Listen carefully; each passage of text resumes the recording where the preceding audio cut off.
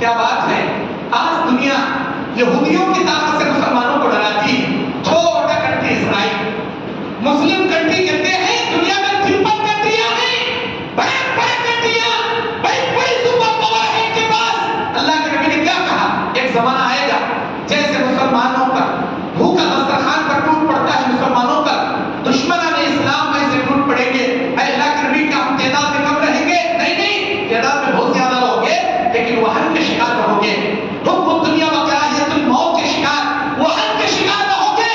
آج ہمارے اندر مال کی حرص زیادہ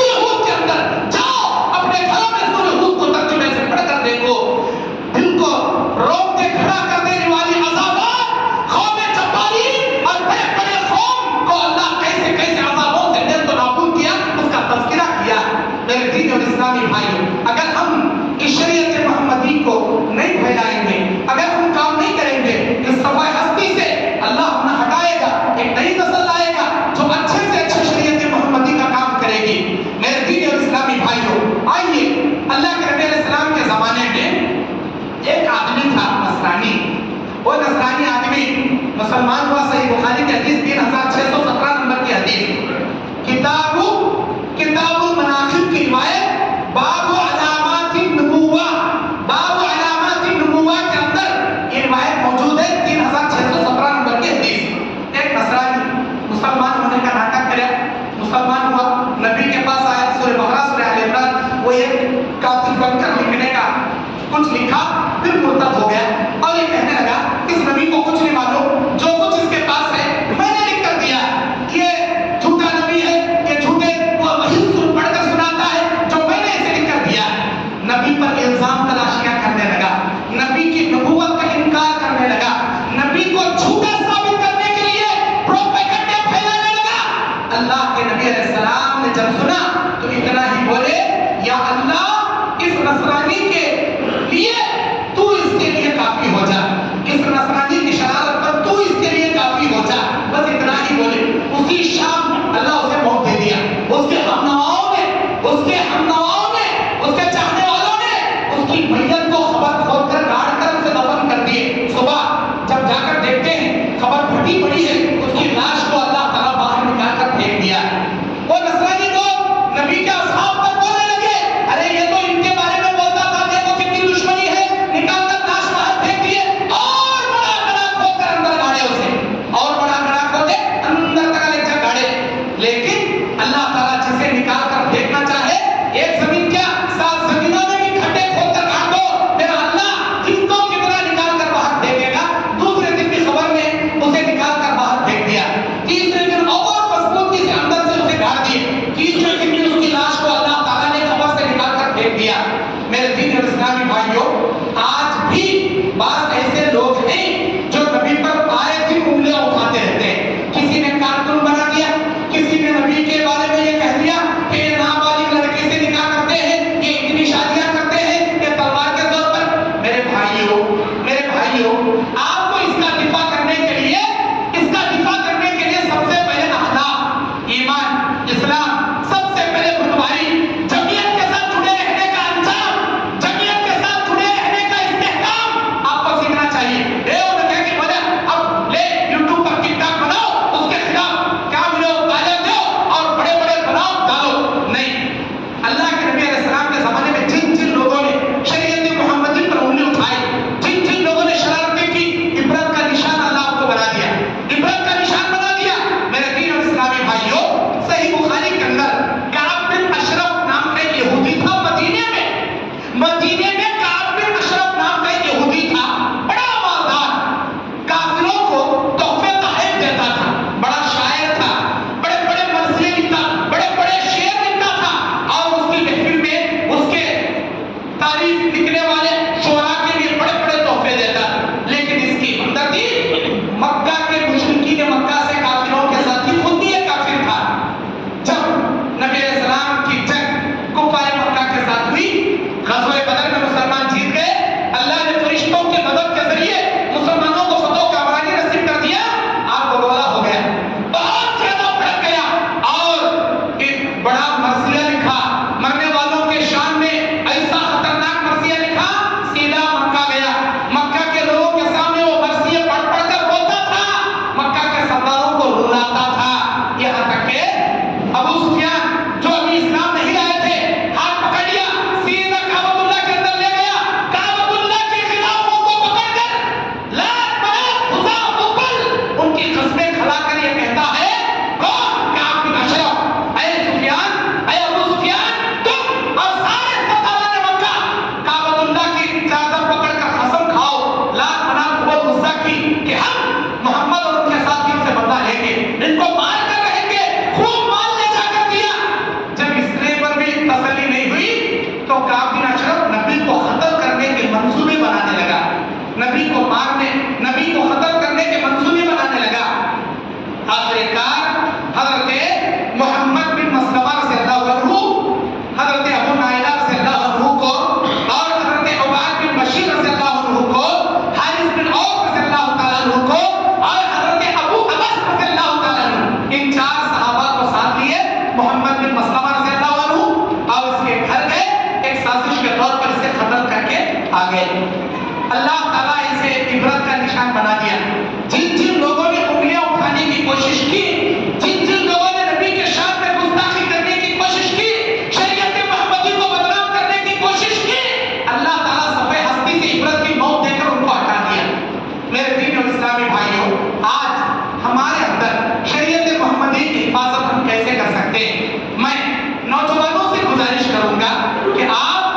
اسلام کو اپنے اوپر فٹ کریں، اسلام کو اپنے اوپر فٹ کریں۔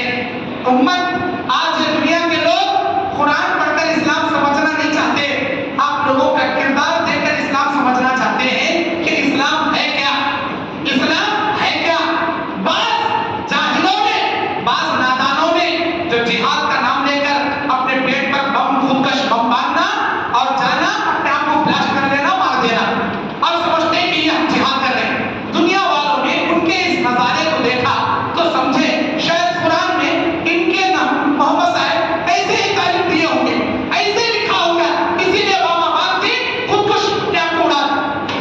لوگ اسلام کو ٹیررزم مذہب یا دہشت گرد مذہب الزام دینا شروع کریں۔ میرے بھائیوں، جبکہ اسلام کیسا مذہب، امن والا، سکون والا، رحمت والا، رافت والا، ایک دوسرے کے لیے امن، شانتی، سکون والا مذہب، کون کی کرے تو غلطی کو اسلام کے اوپر انگلیاں اٹھنے لگے۔ شاید کہتا ہے مریض دوا کھاتا نہیں، نام طبیب کا بدنام ہوا، مریض دوا کھاتا نہیں، نام طبیب کا بدنام ہوا، ہوتے ہیں کام غلط مسلمانوں کے لیکن اسلام بدنام، لیکن اسلام بدنام ہو، کام غلط مسلمانہ کرتی یہاں اسلام بدنام ہوتا ہے، اسلام بدنام ہوتا ہے۔ میں چاہتا ہوں کہ نوجوان اپنے اوپر اسلام کو لاگو کریں۔